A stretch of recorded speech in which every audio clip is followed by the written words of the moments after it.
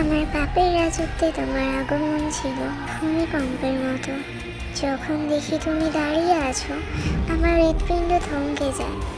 পদ্মবতী, আমি নিষ্ঠুর, তুমি মায়াবতী। আমি ধ্বংস, তুমি সৃষ্টি। আমি পাপ, তুমি পবিত্র। এত অমিলনে কেন হলো মিলন? সারা অঙ্গ কলঙ্কে ঝলসে যায়, তুই শুধু আমার থাক।